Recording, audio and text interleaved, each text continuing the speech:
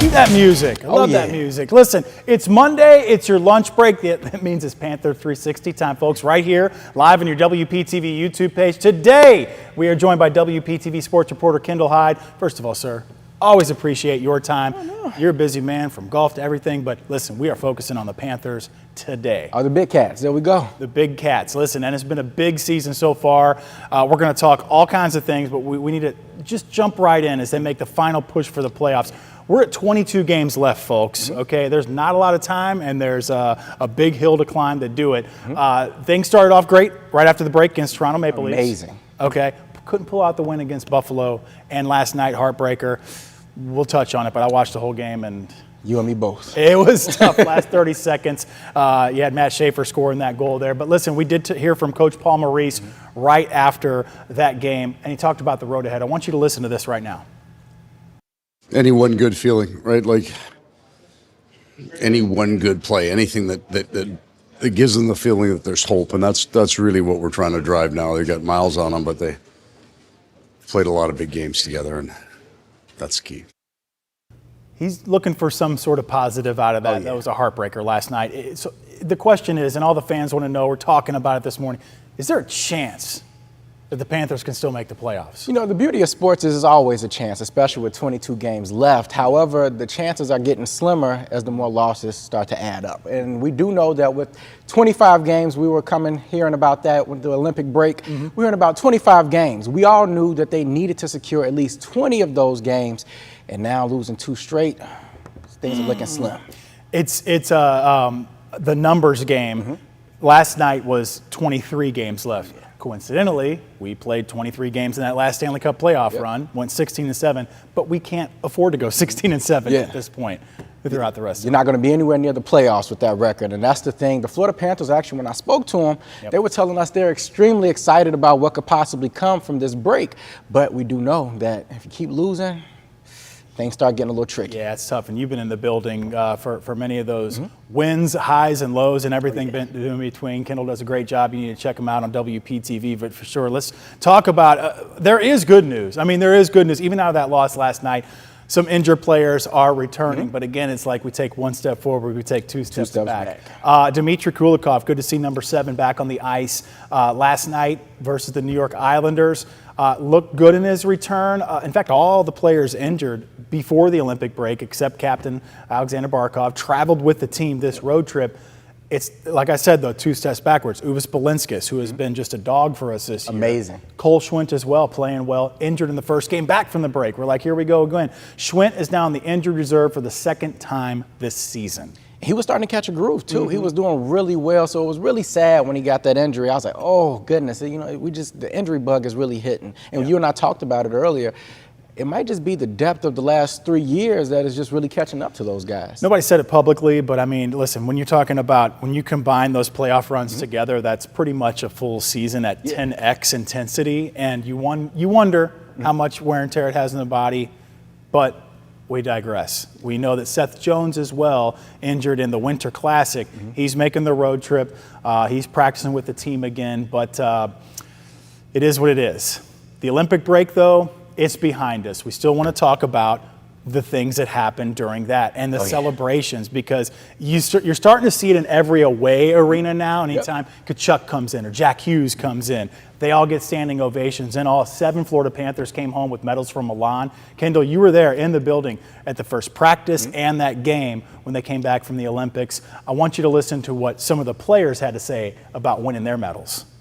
Super proud to go over there and represent my country. It's an incredible honor to medal at that tournament and just to be part of it. So it was a dream come true. I got here early to take pictures with some of the staff and whoever wanted to, but kept it away from the players. Like, I don't think any players have seen it. Well, there were actually a couple of the Americans I showed, so they were really proud. Okay, let's talk about that. You got to ask some questions. You were in the building for that ceremony. Talk to me about that. You know, it was funny. Kachuk was actually answering my question. I asked him, I said, did you come in? I was like, did you give anybody dap with the, gold hanging on it? Like, hey, give me some, give me some. He said no. He said he was incredibly thankful that they won gold, but he said he wanted his guys to feel like he's just one of the guys as always. And I thought he was lying, so I asked some of the other players, did he come in and, have any bedazzled on him? They said no. They said he's been nothing but a great sport and he's been amazing. They said he actually texted group chat saying, let's get to it, fellas. I'm ready to make a last stretch. Well, he is an ultimate teammate. Oh, yeah. And it was interesting to see Austin Matthews, the captain of Team USA, also the captain of the Toronto Maple Leafs. They had the ceremonial face-off there at the beginning of the game. Yeah, and it was super funny because Kachuk said in that press conference, he was saying, we told each other, we're just going to slap each other with the puck and get it over with and get those nerves out. We can't keep being nice to each other. It must be hard. You know, you spend those 2 weeks with each other, you start building that bond, and now you got to go back to going at each other full throttle. It's hockey players can do that, though. You see it after a fight. They'll stand up and be like, hey, good one. You know, then they'll go to the penalty box, and it seems like they switched it off, like we're not going to view you as a Panther if you're on another country. And then you came back, and here they are. They switched right back into teammate mode. And you know what Kachuk said? It was super funny. He said, because we're going at each other in all these games. He said, we came in and gave each other a hug when we saw each other. I was like, if you knock me over, you punch me, or you start talking smack to me, we're beefing for life. I'm never going to be your friend again. You know, so, you know, clear warning for you and John. Yeah, listen, don't beef with Kendall, man. Listen. So, yeah, no, that was a great time. I'm glad we got to see the aftermath of it. Definitely. Sure. It was amazing. Yeah, so I did go to Milan, okay, for 2 weeks. I can see it. I can smell it on you, man. You smell great. I still smell like pasta? Yeah. Is that what you're saying? Just a great overseas trip is what you smell like, and you look like it as well. Listen, I got to say, the best part about it, we're sports fans at heart, is seeing all the international hockey fans all wearing their jerseys. It was a game day vibe almost every day, and nobody was beef. Nobody was hey, let's fight. You're from Sweden, I'm from Finland. No, the Finland fans, the Swedish fans, the Czechia fans, the Slovakian fans, the United States and Canadian fans, I'm going to tell you, came out in force. Oh, they always do. I mean, look at this. I was sitting in front of a sea of red for the gold medal game, and then we talked with some very excited USA fans, some very quiet Canadian fans after that. But I got to tell you, it was all a good vibe. That was the best part. I mean, the hockey tournament itself, and how much pride and knowledgeable these fans are. Oh, definitely. Overseas. Big fan of Panthers as well. You know what's funny? A lot of these players, they're super gentlemen. You know, it's a rough and rugged game, but these guys, it's a gentleman's sport at the end of the day. You know, you guys might fight and do what you got to do, but they just come on out, shake hands after it's all said and done, and they're right back to it, and they might even go out to eat after the game. If there, I mean, USA and Canada is pretty fierce right now, but if there is, I would say, an international rival, and we saw some of our players playing against each other, Sweden and Finland, there's some disdain there. And they're very good, too, so it makes it even better. Very good. I will say the only side-eye I got the whole time, because I did wear some Panthers gear. We got the honor to get to one of the games as well.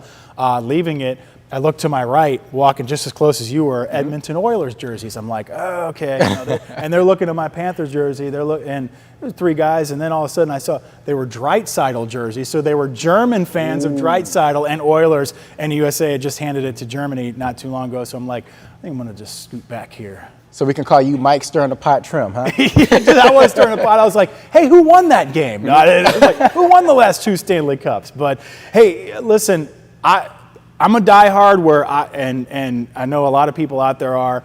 Some might be giving up hope. You will have to tell me we were mathematically eliminated, and then I will still question it. So if there's any group that could do this, it's that group in that locker room right there. And definitely, you know, that's super funny because last week when we went back to that first practice back, I said, are you guys nervous at all? Because when you start getting into those mathematicals, oh, he can only score 3 more points, and this team needs to do this, and this needs to happen.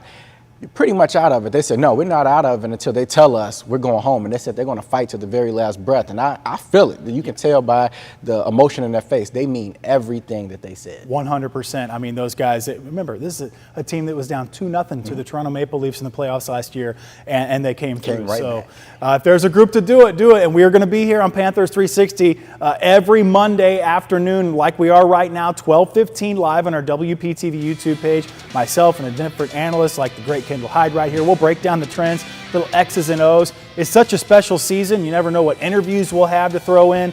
But get your comments in. We'll try to keep the spirits up as we head into another game on the road after that tough one last night. Real tough. All right, folks, that'll do it for us this afternoon. We'll see you later.